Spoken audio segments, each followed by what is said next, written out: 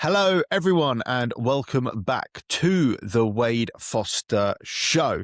Thank you all very, very much for tuning in this week. A bit of obviously housekeeping to start. Really appreciate all of you guys tuning in. Like, it does mean the world that this little podcast gets the listeners that it does. So we really, really appreciate it. If you haven't seen, we are now on YouTube. So you get to see my dashing and charming face on the YouTube channel. If you haven't checked us out, please check us out there, as there will be a link in the show notes to the YouTube channel if you prefer watching rather than just listening. But a small favor to ask that I have asked for the last couple of weeks, but it is so important for the podcast and for the company and stuff like that. So if you guys are enjoying the episodes, if you could make sure you are subscribed, you make sure you give it a 5-star review, and that way that really helps the podcast grow.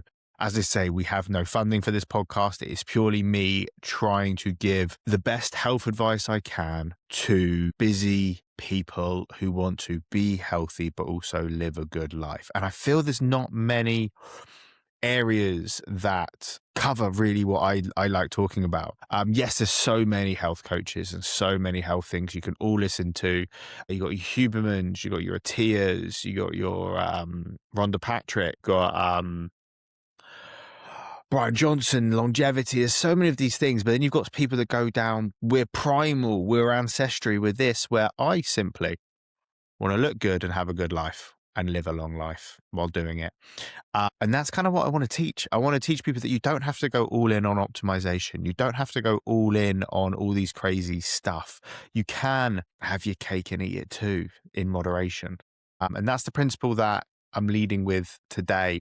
And hopefully you guys understand that's the kind of concept that I try and give away, because today we're going to follow on from last week's episode. So last week's episode was a bit about the Mediterranean lifestyle, which and today we're going to talk about the Mediterranean diet in particular, which I also love. I do think if I was to follow a dieting trend, this is a better way of putting it. The way I eat and the way I like to coach nutrition is this would be the closest style, right? Now, it's not a carbon copy because there's other things that I like, there's other things I like from other areas, which we'll get into today. And this is what I mean about buying into philosophies. Just don't do it. We need to find what works. And I feel a combination of a lot of things work. But to truly understand, I think, health, it's a really good idea to get an understanding of what is studied, deemed, ranked the healthiest diet on planet Earth, which is the Mediterranean diet. Now, it has its flaws, which we'll get into today, and how to improve it further.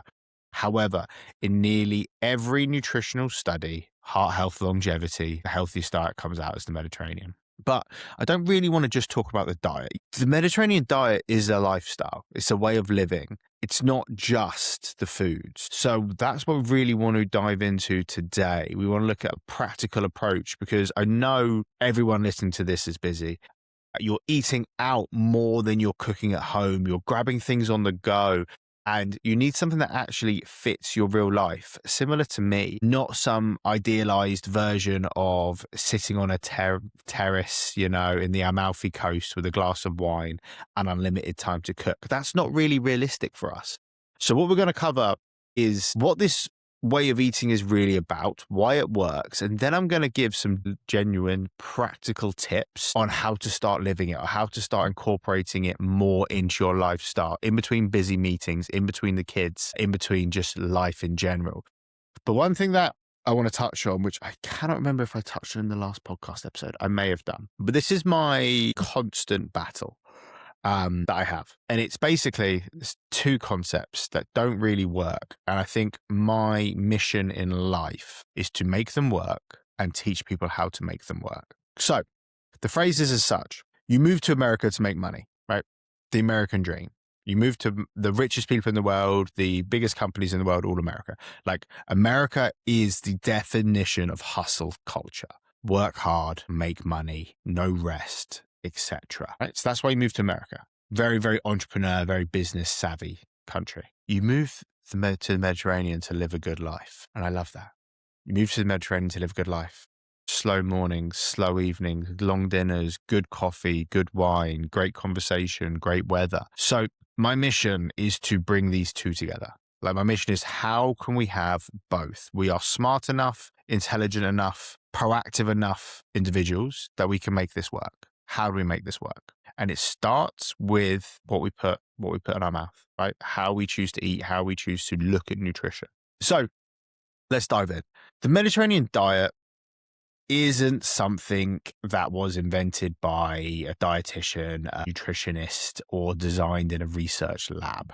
It's how people in places like southern Italy, Greece, coastal Spain, Crete, happen to eat for generations before fast food showed up, before everything became processed and packaged. This is what the everyday diet looked like in those parts of the world. And what researchers noticed over time was that these populations had some of the lowest rates of heart disease, the longest lifespans, and some of the best quality of life on any population. So scientists basically looked at what they were eating and said, okay, let's study it, right? Let's figure this out. Clearly they're doing something right. And what they found wasn't some miracle food or some secret supplement or some secret sauce. It was a pretty simple pattern. Lots of vegetables, fruits, beans, legumes, whole grains, olive oil, fish, poultry, meat, cheeses, yogurts. That's the staple. Very, very little ultra processed food, ultra added sugar, or heavily refined stuff.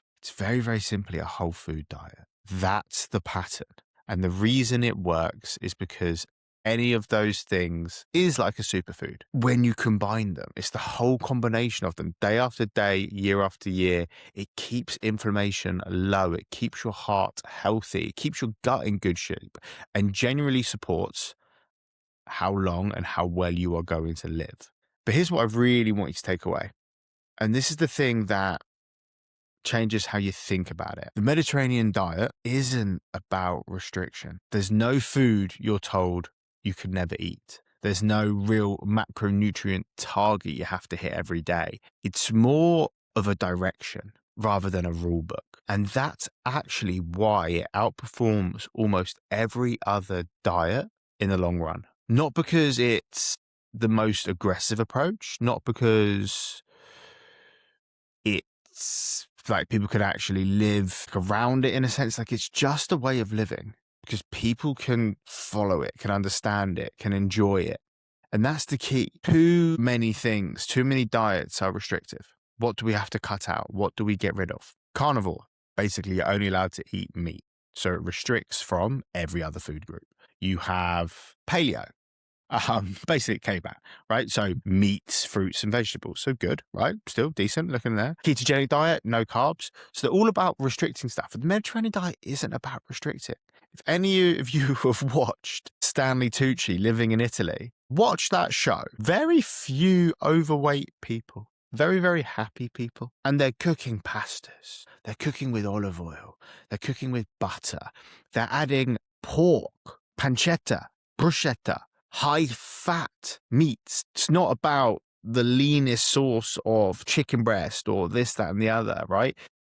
And that's why it's so effective, because it is a lifestyle. It is not just a restrictive approach. So let's dive into the philosophy a little bit, right? This is the part that people miss. The Mediterranean diet, the way it was actually lived, wasn't just about what people put on their plates. It was a whole way of eating, a whole relationship with food, with other people, with their day. Think about what meal times in those cultures looked like. Meals were shared. They're slow.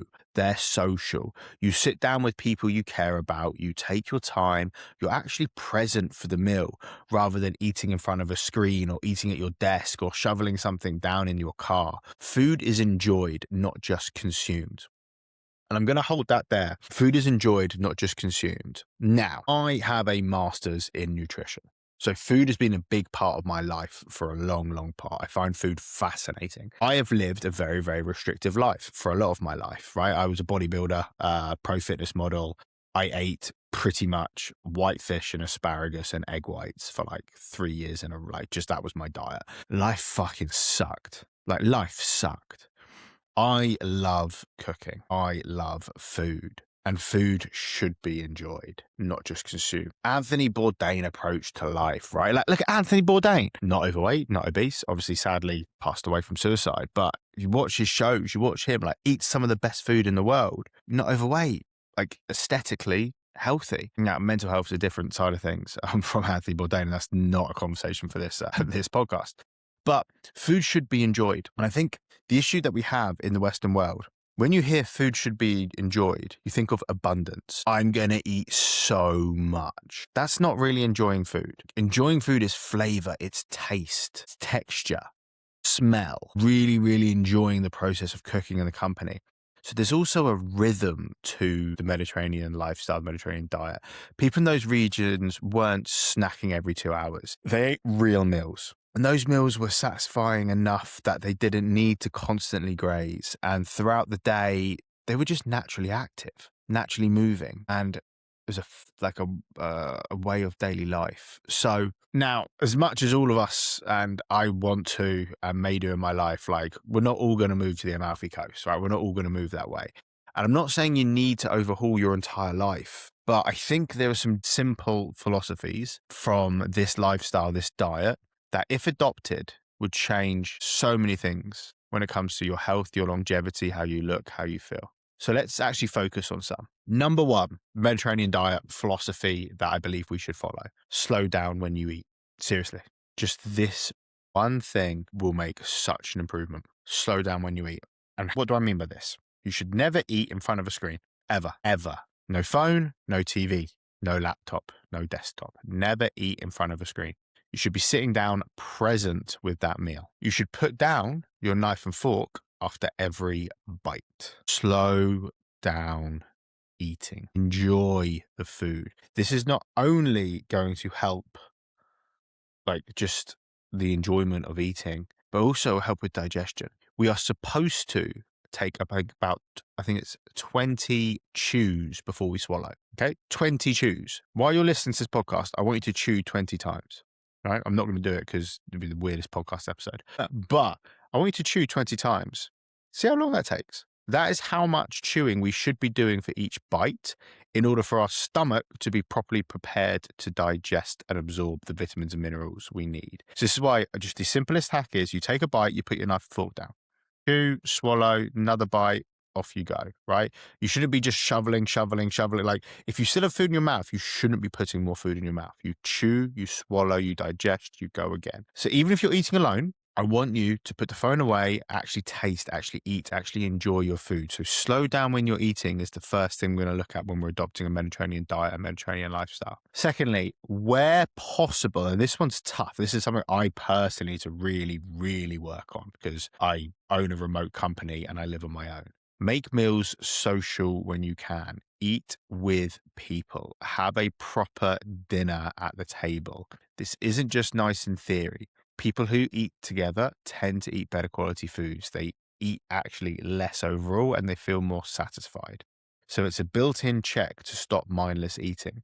This is something that I actually really appreciate from my mum and dad. It was something quite interesting when I got older. So my mum and dad, throughout my childhood, we had dinner together every night. If my dad was like, sometimes my dad was out of the country, but if we're all at home, we all eat together. Like, that is it. We're all home, we all eat together, no TV, we sit, we chat, we played games, we talked about life, school, work, hobbies, sport, whatever. And then when I went to university, when I started traveling, when I started dating, meeting new people, that actually wasn't as common as I thought it was. So try and make meals. Like, if you are a family, you have kids, like, try and make it not just a Friday night family dinner, like every night where possible, try and have social meals. If you're single, or, you know, you don't have a family around or whatever, don't have a spouse, like, can we go for dinner with friends? Can we invite friends over for dinner? Can we do more things with people? Like, have dinner, then go watch the game. Like, don't do kind of 2 and 2. Don't mindlessly eat in front of the TV. Next philosophy we're going to look into, and this one's tough for me because, like I said, my background is sport and bodybuilding, right? Stop looking at food as fuel and start looking at it as nourishment. Interesting concept, right? So don't look at food as fuel and start looking at it as nourishment. Might sound a little bit cliche, And I'm probably sure if you were to scroll through the history of what I've said, I've probably said food is fuel before in my life. But that's when I was in a different era, when I was in the era of all I care about is being 5% body fat. I was also incredibly unhappy at that stage, right? So I'm in a different stage trying to teach different things. And food isn't fuel, food is nourishment, but it's a meaningful distinction. Fuel is something you grab when you need energy. Nourishment is something you choose because it generally supports your body and your well-being. When you think that way, the choices you make naturally shift. It's not about, I just need quick energy, I just need quick this, quick that. It's about how am I going to nourish my bodies? Like the vitamins, the minerals from this meal, the different flavors and textures, like colorful meals, variety is what we're looking for here. So look at food as, is this meal going to nourish me, not just fuel me? Because anything's fuel, but is it going to really nourish me? And this one is a hill I will die, which I know is tough, but this is a hill I will cook more often, cook more simply. One of the most freeing things about the Mediterranean diet, the Mediterranean lifestyle, is that cooking it doesn't have to be complicated. Olive oil, garlic, vegetables, tomatoes, proteins, some herbs. That's it. That's the template for 100 different great meals. You don't really need a recipe. You just need a handful of quality ingredients. And that's it. Like, that's it. Cook simply. You don't need to be a chef to cook good quality food. You really, really don't. With especially like, now I like cooking, but even with air fryers and stuff like that now, like, life's really easy to cook good food. We just need to do it. And then when it comes to the lifestyle, the diet, the last philosophy is this piece. It's about consistency over perfection. The research on this diet is looking at populations who ate this way for decades, not people who did it for 30 days, like a 30-day Mediterranean challenge. You don't need to be perfect at every meal every day. You need to be mostly in the zone most of the time, and that's it. And that's it.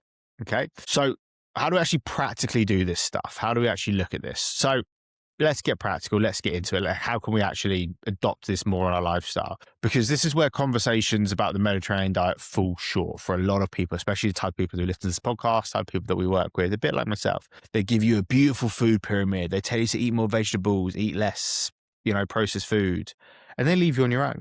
It doesn't really help when it's a Wednesday night, long day at the office, you've missed a meal because you had a meeting, and now you're stuck. So let's actually break down like a few scenarios: cooking at home, eating out, and then on the go. But how can we adopt this Mediterranean diet a bit more in more Western culture? So if you're cooking at home, even just a few nights a week, here are some simple things that we want to look to do. So one, swap your cooking oil for extra virgin olive oil. Just bring extra virgin olive oil into your life.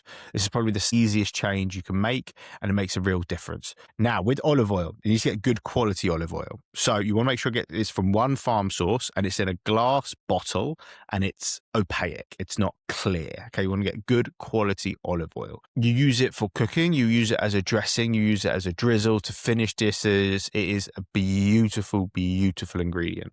Then we want to build meals around vegetables and a protein. We're not building meals around starch. We're building meals around vegetables and proteins. The default American plate tends to be starch or carbs, then protein, then like vegetables as an afterthought. We want to flip this, make the vegetables the bulk of the plate, then build around that. Then we have our protein, we have our fish, we have our chicken, we have our lamb, we have our meat, we have our legumes, we have other grains, stuff like that. And then everything else is supporting. Get comfortable with fish. It's a big thing about the American diet. Aim for fish 3 times a week. It doesn't have to be fancy. Canned sardines, canned tuna, shrimp, whitefish, salmon. Lots of Mediterranean diet is like tin sardines on whole grain crackers with some olive oil and lemon drizzled on. That's simple. That's simple. So when I'm at home, that's what I'm looking at. I'm looking at my plate at home to be half a plate of vegetables, quarter protein, and then quarter carbohydrate source. Simple, easy approach at home. Have maybe a few themes. So like Greek night, a chicken shawarma, Greek salad, and then a nice, like, good flatbread. Super easy to cook, super easy to make, super healthy. You then might have a bit of an Italian night where you would have maybe an Italian salad, a caprese with a pasta dish, right? Something like that, but small portion of pasta dish. Then you might have a Spanish night, okay? You can make this a lot easier by kind of creating themes around your diet at home. Eating out. Now, eating out is a tough one. Especially in the US and UK and Western world. This is when most people kind of feel like the diet falls apart. But honestly, the Mediterranean approach is so easy to follow when you're out, right? So firstly, try and order fish when it's available. Just like it's so easy to order healthy when you eat out, when you order fish. So many places will have grilled fish, potatoes and vegetables. But it's on so many menus, and thing is, chefs cook fish so well. So most restaurants will have a few fish options.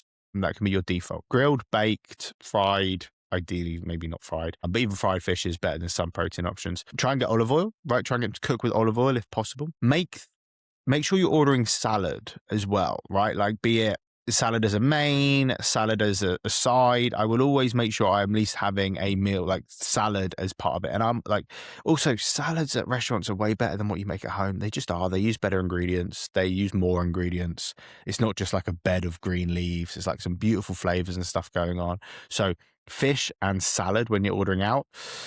And then default to vegetables. If in a lot of restaurants now it's you order like kind of your meat or your fish and then you pick your sides, don't pick the mac and cheese, don't pick the fries, pick the greens, pick the vegetables, make vegetables your default sides. And then be careful about bread baskets. Yes, bread is a part of Mediterranean lifestyle, Italian, like Greek, they all have like flatbreads, breads and stuff like focaccia and stuff like that. But just be careful. We don't want to overeat it. And then where possible, try and pick Mediterranean cuisine. Like, is there Greek? Is there a Spanish restaurant? Is there an Italian? You even got stuff like a bit more like Mediterranean, Middle Eastern, like your Turkish, your Lebanese, meze plates, Greek salads, grilled fish. All these type of things can be very, very beneficial when you're eating out rather than going to just a sports bar where it's deep fried kind of American food. On the go is where stuff gets quite difficult. Generally, Mediterranean cuisine isn't really on the go. It's, as I said, you sit down, you eat, you enjoy food. But obviously, I know a lot of people are busy and they're on the go and it is tough. Like nuts and fruit would be very, very default Mediterranean diet style snacks. So you've got like again, loads of different forms of nuts. You got loads of different forms of fruit.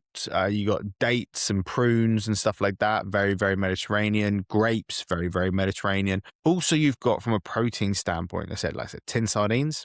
You've got again some forms of prosciutto or like charcuterie, kind of like those high, like, again, higher protein, not too high in calories because they're very thinly cut meats, a bit like deli meats, right? But obviously more of a Mediterranean vibe. And you got Greek yogurt, right? Greek yogurt, fantastic, small on the go. A lot of cafes will have like Greek yogurt bowls with fruit and stuff like that. Really, really useful to have when you're on the go. Now, it's not the easiest thing. Like, it's not as easy as grabbing a sandwich and stuff like that, but it's very, very doable to get these things. Now, one thing that I want to touch on is how do we look at this from again, my perspective. So again, this is where I come into some flaws of the Mediterranean diet. So one of the biggest flaws with the Mediterranean diet, I find, is that it is not as high a protein as optimal. Right? It's generally not. So, and you probably may have picked up hints from this. A lot of the stuff I talk about is the protein, so the meats, the fishes, and stuff like that. So one thing, if we want to look at a Mediterranean approach, we still need to make sure we're hitting adequate levels of protein, which means protein should still be a very, very big portion of what we do. Now, generally, a portion of meat or fish is around 40 grams of protein. Generally, like some will be higher, some will be lower, but a chicken breast, generally 40 grams, a fillet of fish, generally about 40 grams. A yogurt pot, if it's about 400 to 500 grams, is potentially looking at about 30 to 40 grams of protein. So what we want to do is have like 40 grams of protein a day. It's 160 grams of protein. So one thing you got to do is just make sure that if you do my approach to diet, which is 2 meals, 2 snacks, right? So I generally fast a day at breakfast. I then have lunch, 40 grams of protein, which will be a meat, a fish, whatever it may be. And then my afternoon snack, which will probably be Greek yogurt. I then have dinner, again, meat and fish. Then I will probably have Greek yogurt again at the end of the day. What I might do is I might flip my afternoon snack for something like sardines or charcuterie with fruit, olives, stuff like that, and then have the Greek yogurt at the end end of the day. It doesn't need to be difficult. Like just need to be a little bit of preparing, a little bit of thinking, but it's a very, very healthy, good diet. The Mediterranean diet is known as the healthiest out there. It is something that we should be looking to adopt more of. We want to make sure we're living a long life, living a healthy life, living a good life. And that isn't just about living longer. It's staying strong, staying functional, like not losing muscle. So one thing we want to look into is the Mediterranean diet's core strength is that it's one of the most anti-inflammatory eating patterns we have. And when you lower the baseline inflammatory load, your body actually responds better to training. So our body's looking really, really good when it comes to anti-inflammatory, better moving, better functionality. So hope you guys enjoyed this episode on the Mediterranean diet, a bit more deep dive into the Mediterranean diet. It's less about diet and more about philosophy, a relationship with food that is built on real quality ingredients, eaten slowly, enjoyed with people when possible, and repeated over a long period of time. It's not about avoiding carbs or going low fat. It's about moving towards whole food, minimally processed food, using olive oil, eating more plants, eating more fish, eating more fruit, and pulling back from the stuff that's driving inflammation in the first place. If you're just starting out, you don't need to overhaul everything. Just pick a couple of things that I've spoken about today and start making improvements. Switch to high quality olive oil. Get more fish on your plate, right? Get more fruit on your plate. Start looking at some Mediterranean recipes, Italian, Spanish, Greek, and find out what your favorites are and make them staples in your life. The research behind the Mediterranean diet is generally some of the strongest nutrition science we have. People who eat this way consistently live longer, have healthier hearts, look better, feel better, happier day in and day out. That's not a pitch. That's just what the data says. So give it a go. Give it a go. Start making some. And I think timing, like it's coming into summer season. There's no better season in life than to start eating a bit more Mediterranean than when the weather's good. So I hope you guys all enjoyed this episode. Hope you guys all take a little bit of a Mediterranean inspiration into summer. Start eating well, living well, and being happy. Catch you next week. Peace.